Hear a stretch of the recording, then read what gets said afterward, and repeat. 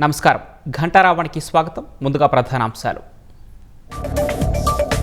డ్వాక్రా సంఘాల్లానే ఎఫ్పీఓలను బలోపేతం చేస్తామన్న సీఎం. వ్యవసాయ పునరుత్పాదక రంగాలకు రుణాలు ఇవ్వాలని బ్యాంకర్లకు సూచన.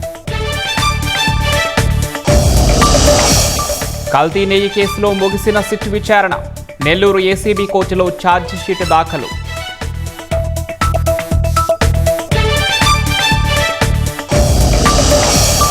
గుజరాత్ సీన్ కేరళలోనూ రిపీట్ అవుతుందని ప్రధాని జోస్యం. రాబోయే ఎన్నికల్లో మార్పు తథ్యమని ధీమా.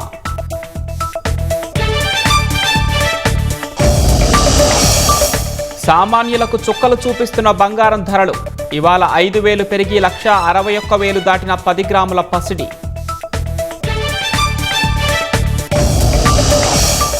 ఇరాన్ దిశగా పయనమైన యుఎస్ యుద్ధ నౌకలు. అక్కడి పరిస్థితులను నిశితంగా పరిశీలిస్తున్నామన్న ట్రంప్.